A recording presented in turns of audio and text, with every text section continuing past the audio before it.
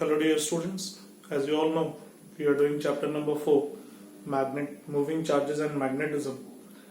Today we are going to do ninth part of the lecture series. Till now we have completed the chapter theoretically. Some of the numericals we have solved in between related to the topics. Today I am going to take some NCERT numericals which are very important as far as your board examinations are concerned. Let us take them one by one. The first question we are going to take is 4.5. Although this question is very easy, only what you have to know, you have to know the formula, you have to put the value, then you have to get the result. But in this question, direction is the direction of force, that's why I am telling this question. The question says that what is the magnitude of magnetic force per unit length on a wire? What is the magnitude of force per unit length of the wire? It is being asked. Okay, what are the things which are given? Carrying a current of 8 ampere, carrying a current of 8 ampere and making an angle 30 degree with the direction of uniform magnetic field, and making an angle 30 degree with the direction of uniform magnetic field, and the value of magnetic field is being given 0.15 Tesla. 0.15 Tesla. What is the force, magnitude of force, not force, magnitude of force per unit length? Basically, the formula what we have to use is F is equal to ILB sin theta, but here force per unit length is being asked. You must calculate F upon L, which is IB sin theta. Now just put the values and get the result, that's it. Value of I has been given 8 ampere, value of B has been given 0.15 Tesla, and theta has been given 30 degree, sin 30 will be 1 by 2. 2 will cut this 4, 15 4 is 60, it will become 6.0 Newton per meter, that's it. Okay, no direction was there. Okay, I thought direction of force would also be asked, but in this question it was not. So this is the solution. The answer is 0.6 I think, because two places are there for decimal. 0.6 Newton per meter. This is the answer of this particular question. Okay. Maximum question in this chapter are like that only. You have to put the values and then after you have to get the result. That's it. Okay. Let us move to the next question.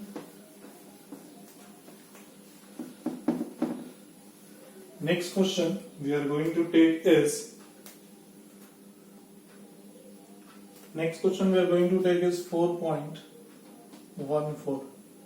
All the questions between 4.5 to 4.14, all of them are just about the knowing the formula. If you know the formula, then you can solve that question. Okay. Now just come to question number 4.14. What this question says, one diagram is there. Let me make the diagram first of all. One diagram has been given. Two coils has been given. Let this coil, one coil, let this be, and another coil. Let me make with a different color so that we can understand it in a better way. The another coil has been given like this. Okay, two coils are there. One name is X, another name is Y. The inner one is Y. This is Y and this is X. Right? Now, of radii 16 centimeter and 10 centimeter respectively. Basically, the radius of Y coil is 10 centimeter and radius of X coil is 16 centimeter. It has been given.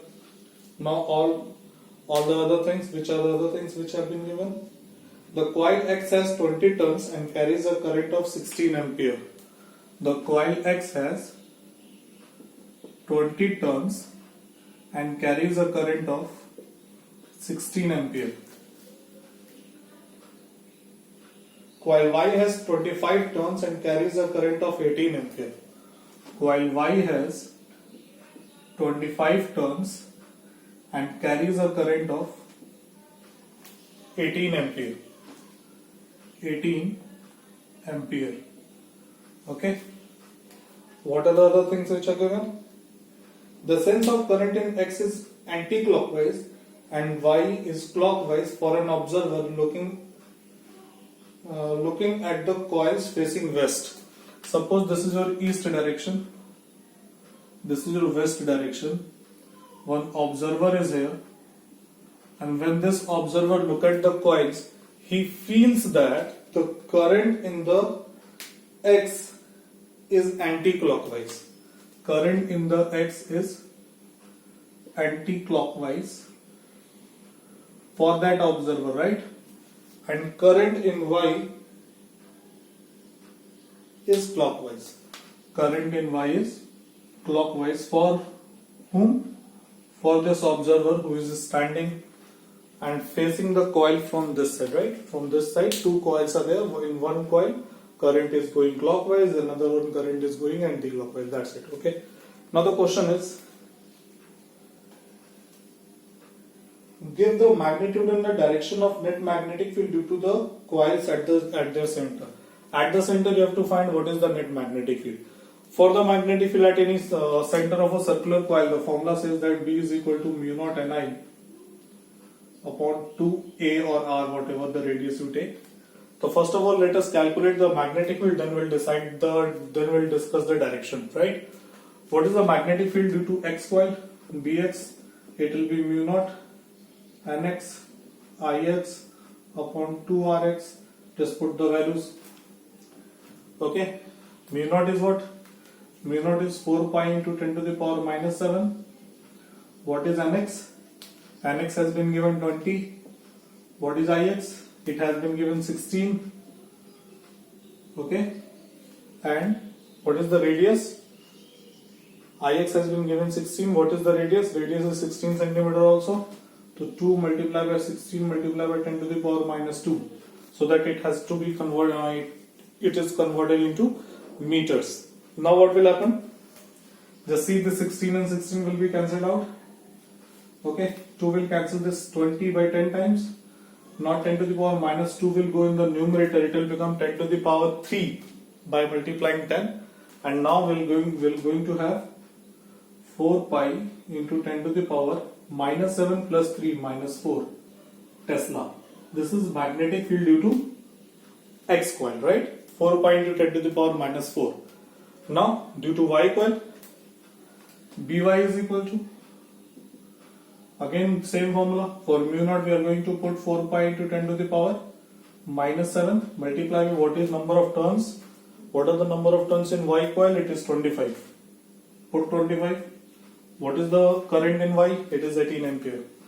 Put it 18 upon 2 into radius. What is the radius of Y coil? 10 centimeter. 10 multiplied by 10 to the power minus 2. Okay. Now, if we solve this, what we are going to have? 2 will cut this 18 9 times. When this 10 is multiplied over here, it will become 10 to the power minus 1. When it goes in the numerator, it will become 10. Now, 25 multiplied by 4, it will become 100 pi into, and 9 is also left. When 9 is multiplied, it will become 900 pi into 10 to the power. 10 to the power minus 1, when it goes in the numerator, it will become 10 to the power plus 1. We are going to have 10 to the power minus 6. Okay.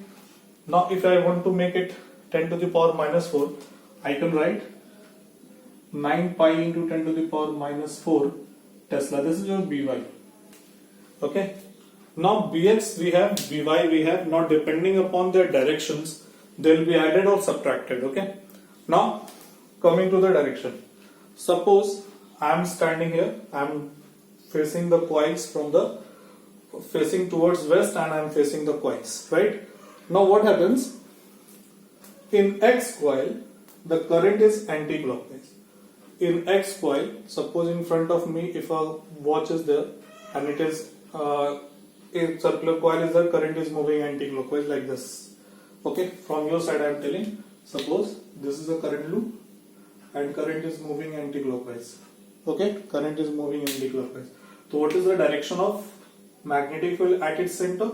The direction of magnetic field will be given by just curl the fingers as per the current. The extended thumb is towards me only, towards me, okay, towards yourself. So basically for this observer, the magnetic field due to X coil will be towards itself. Direction of Bx will be towards itself, okay, means towards his direction. And if the current is clockwise, in the Y coil it is clockwise. So from here, if the current is clockwise, current is moving this way, then you have to curl your finger according to the current. Extended thumb indicates inward. So if you are facing the coil, then for you the magnetic field should be perpendicular inward. So if this observer is facing the coil, the magnetic field due to this observer will be towards inward. So By will be in this direction. Obviously Bx and By are in opposite direction. What will be the net magnetic field? B net will be, which one is greater? By. By minus Bx. Now 9 pi minus 4 pi, it will become 5 pi. 5 pi into 10 to the power minus 4 Tesla. What should be the direction of B net? For that observer, it is going this side only, means towards west. Okay, so this is the solution. Okay, first of all, you have to solve this, and then you have to write this. Moreover, you can put the value of pi and you can solve it further. You can leave it here also. So this will be the answer. Direction of magnetic field will be towards west, and the answer will be 5 pi into 10 to the power minus 4 Tesla. Put the value of pi and solve it for the further result. Right? Okay. So this is the question number 4.14. Let us move ahead.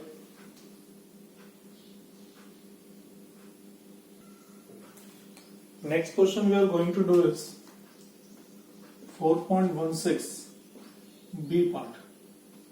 Why I am not doing the A part? Because A part is the derivation. You must remember we have derived a formula for magnetic field at an axial point, mu naught Ni A square upon 2 x square or R square, A square to the power 3 by 2. That we have done. Okay. That formula has to be proved in the part A. That part we have done already. I am not going to explain this one. A is the radius, x is the distance from the center. We are going to do the second part of the question, okay? And what is the second part? Second part says that consider two parallel coaxial coils of equal radius r, number of turns n, and carrying equal currents in the same direction and separated by a distance r. Okay, so many things. What is there? So it is being given that consider two coils.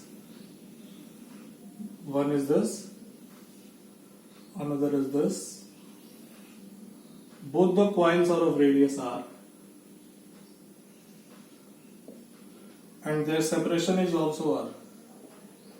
They both have number of turns n, they both carry current I, and they carry the current in the same direction. Same direction means for an observer, if one looks from here, okay, one looks from here towards the coil, so whether he feels that the sense of current in the coil is clockwise, so it will be both, in the both coil the current will be clockwise, or in both the current will be anti-clockwise. Okay. Now question says, show that the field on the axis around the midpoint between the coils is uniform over the distance that is small as compared to r, and is given by B is equal to 0.72 mu naught Ni upon r. Mu naught Ni upon r. This we have to prove. This we have to prove. Such an arrangement is used to produce nearly a uniform magnetic field over a small region is known as Helmholtz coils. Actually, this arrangement is called Helmholtz coil, and with the help of this arrangement, what we can do, we can make a small region of uniform magnetic field nearby the center of the axis, and that magnetic field is given by this. So basically, this is the method, this is an arrangement by which we can produce a uniform magnetic field. Okay, at the center V, at the center, near about the center. One more thing, it is being given that nearby the center, and when we go towards this coil or this coil by a very small distance, then the magnetic field remains uniform. Okay, basically what you have to prove that if we go a small distance, say d, this here, this side, or small d this side, where d is very less than capital R, then magnetic field in this region from here till here, the magnetic field remains constant and its value is given by this. This you have to prove. Okay, let us prove. Now, for the magnetic field, we have to apply the formula for axial point, right? We have to apply the formula for axial point. At which point I am going to take the magnetic field? Let us see.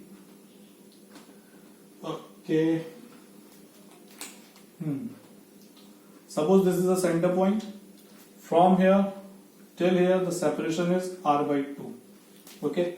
What I am going to take? I am going to take d distance further from here at this point. This distance is small d. From here till here it is r by 2. Suppose this is your O1 first center, this is O2 second center, and this is your C, center of the axis. Okay. Now from the center of the axis, I am going towards the second coil, and I am moving through a distance d, and d is very less than capital R. Okay, d is very less than capital R. Let this point be P. Now I am going to calculate magnetic field at point P due to first coil and second coil. Magnetic field at P due to first coil and second coil. B1 is equal to, due to this coil, what is the distance of P from the center O1? Formula will be mu naught Ni, the radius is capital R, R square upon 2. What is the axial distance? Axial distance will be R by 2 plus D. So it will be something like R by 2 plus D whole square. This is the distance from the axis, plus R square to the power 3 by 2. From where this has come? B is equal to mu naught Ni A square upon 2A square plus X square to the power 3 by 2. From there only. A is the radius, here that capital R is the radius. X is the distance of the point from the center, here the distance from the center will be R by 2 plus D whole square, right? And magnetic field due to the second coil will be B2 will be equal to mu naught Ni R square upon 2 R by 2. Now from O2 to P, D will be subtracted. R by 2 minus D whole square plus R square to the power 3 by 2. This is the magnetic field due to the second coil, right? Now both the magnetic field will be in the same direction or in opposite direction. One observer is looking from here. If you are looking from here, suppose two coils are there. Both the coils, current is moving like this, okay? Current is moving like this. So for you, it will be clockwise. For this, it will be clockwise. But suppose if you are standing in between the coil, then this will be anti-clockwise and this will be the clockwise, right? So if you are at the mid, if at this side, in this side one coil is there, current is moving clockwise. In this, current is moving in the same sense, but when I look at them, it will be anti-clockwise, it will be clockwise. So basically for this, if the current goes like this, then this also, since the sense of current is same, so from here, because of this coil, when it is this side, current is moving this way. So basically, if you curl your finger, magnetic field will be here. And for this also, since the sense of current is same, curl your finger, magnetic field will be here. Basically what I am trying to tell you, that B1 and B2 will be in the same direction. Okay? Net magnetic field will be, B net will be B1 plus B2. What are the things which can be added over here? Which can be taken common basically? Mu naught Ni R square upon 2. It is common. Mu naught Ni R square upon 2 is taken common. What we are going to have then? We are going to have 1 upon R by 2 plus D whole square plus R square to the power 3 by 2 plus 1 upon R by 2 minus D whole square plus R square to the power 3 by 2. Now we have to solve this particular equation, and if we have to prove this one, then definitely what we have to do, we have to make this particular expression free from small d. If it does not depend upon d, then we can say that magnetic field remains uniform, because all the other things except d are the constant. D is only thing which is variable. So if somehow if you are able to prove that this expression comes out to be free from d, then what we can say, that magnetic field remains uniform, and that magnetic field should be equal to this. Okay, so this particular expression is now there, and now we have to solve it. Let us solve. I have to remove the diagram. Okay, I have to remove the diagram, and I have to remove this chapter introduction also. It is going to take lots of space. Let me write the expression, then after I will remove all this. Okay, what is the B net we are going to, we have B net, we have mu naught. Is it there? Yes. Mu naught Ni R square upon 2 in bracket 1 upon,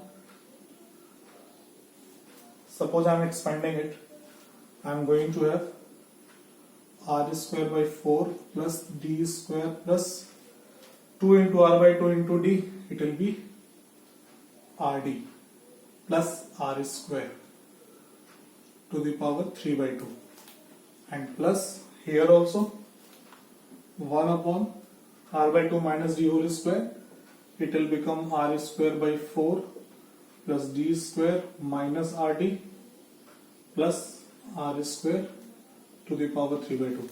Okay, now let me remove all this.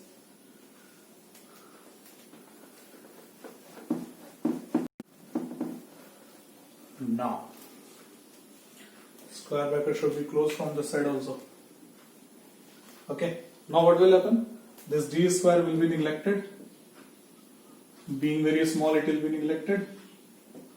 Okay, now R by 4 plus R square, it will become 5R square by 4. It will be mu naught Ni R square by 2. We are going to have R square by 4 plus R square. It is equal to 5 R square by 4 plus RD to the power 3 by 2. And here we are going to have 1 upon same R square by 4 plus R square, 5 R square by 4 plus, sorry, not plus, it should be minus RD to the power 3 by 2. Okay, now what I am going to do, I am trying to make it 1. So I will take common 5R square by 4. How it will be? Just see, mu naught Ni R square upon 2. I am taking common 5R square by 4 to the power 3 by 2. I have taken common. Okay, then what we are going to have? I'm going to have here 1 upon 1 plus RD. Just multiply reciprocal of that over there. It will be 4 upon 5R square to the power 3 by 2. Okay, when you multiply this here, so 4 upon 5R square will be cancelled out and it will become RD only. And 1 is multiplied with this, it will become same. The above line is same with this line. And plus here also, I have taken common from here also. So it will become 1 minus RD into 4 upon 5R square to the power 3 by 2. Okay, now just look at here. R square to the power 3 by 2, it will become R cube. 4 goes in the numerator and 4 to the power 3 by 2 square root of 4 is 2. 2 to the power 3, it will become 8. Basically it will be like 8 mu naught Ni R square upon 2 into 5 to the power 3 by 2 and R square to the power 3 by 2 becomes R cube. Okay. Here just raise them in the numerator. 1 plus 1 R will be cancelled out. It will become 4 R should be cancelled out. 4D upon 5R to the power minus 3 by 2 plus here 1 minus 4D because R is cancelled upon 5R to the power minus 3 by 2. Okay, now here what will happen?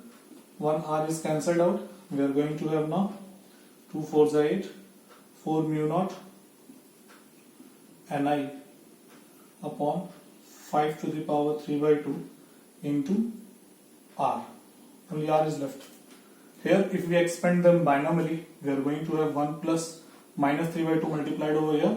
It will be minus 3 by 2 into 4D by 5R plus 1 and minus and minus will become plus 4D by 5R into 3 by 2.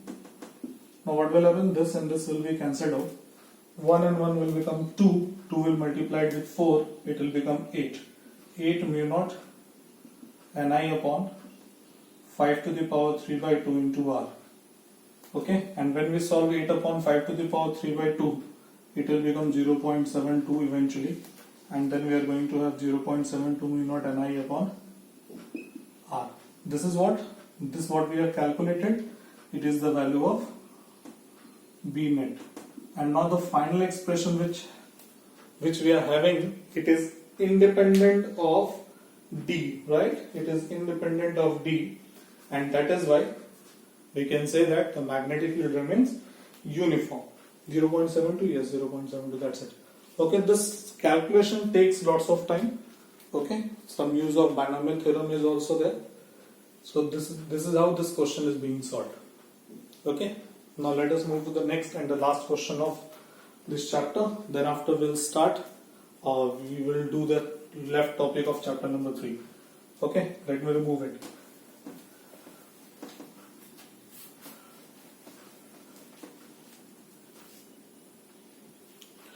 Now we are going to do question number 4.24. In this 6 diagrams are there.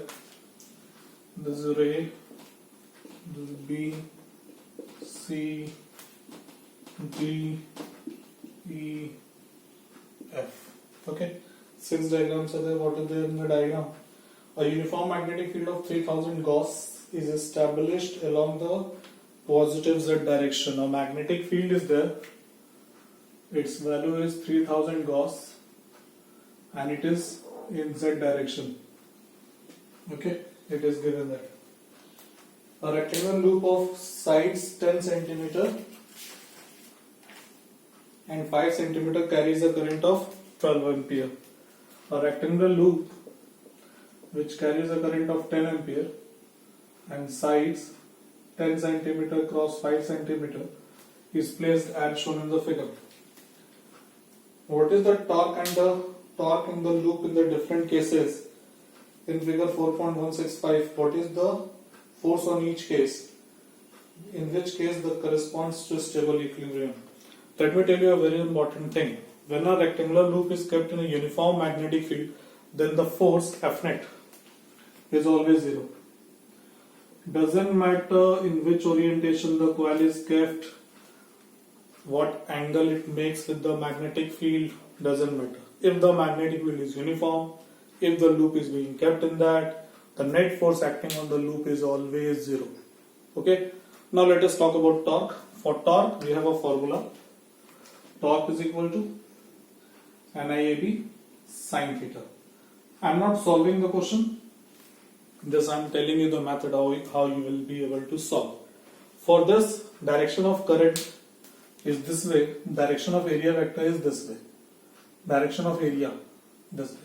This area vector and magnetic field makes an angle 90 degree. Just multiply NIAB, you will get your answer. Okay. N is 1, I is given. A is area, just calculate the area. B is also given. Convert that B into Tesla. How will you be converting? I have told you 1 Tesla is equal to how much? 10 to the power minus 4 Gauss. From here we can convert that Tesla into, Gauss into Tesla. Just convert those centimeter into meters square. Calculate the area, and then after put the values, you will be getting the answer. Here also, direction of current. According to this, direction of area vector is this way. Area vector this way, magnetic field this way, 90 degree, put theta 90, solve it and get your result. Here, the loop is like this.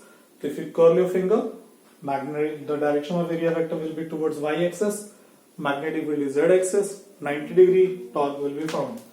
Here, the area vector makes an angle. Since not earlier it was, the area vector was towards this direction. Okay, the area vector was towards this direction. But this time, this area vector makes an angle 30 degree. Because earlier the plane was